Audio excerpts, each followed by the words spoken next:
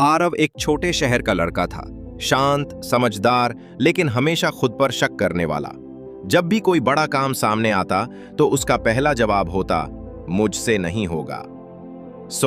बचपन से ही उसने ये सुना था, तू बाकी बच्चों जितना होशियार नहीं है, तू कोशिश भी मत करना, तेरा क्या होगा। धीरे धीरे ये बातें आरव के दिमाग में घर कर गईं। वो खुद को कमजोर समझने लगा। कॉलेज तक आते आते उसके अंदर आत्मविश्वास की बहुत कमी हो गई थी।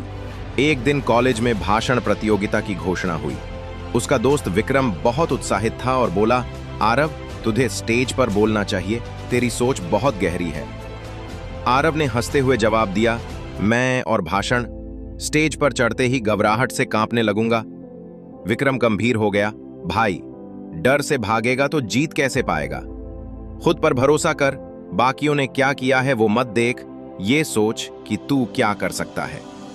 वो बात आरव के दिल में कहीं गहराई तक उतर गई। उस रात उसने पहली बार अपने आप से एक सवाल किया, क्या वाकई मैं इतना कमजोर हूं, या मैं सिर्फ लोगों की बातें मानकर खुद को रोक रहा हूं। वो आईने के सामने खड़ा हुआ, खुद को देखा और बोला, मैं कर सकता हूं।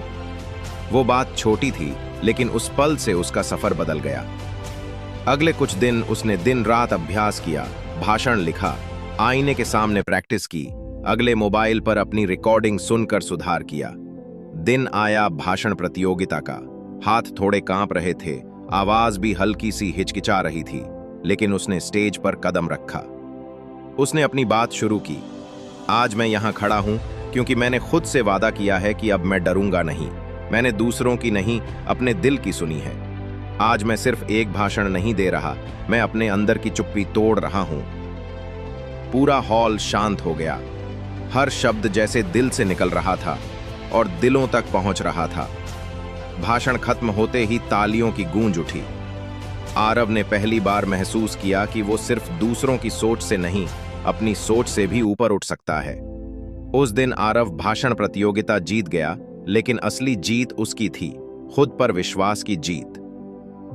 सीख, हम सबकी जिंदगी में ऐसा एक आरव छुपा होता है, जो खुद से डरा रहता है, जो सोचता है कि वो काफी नहीं है,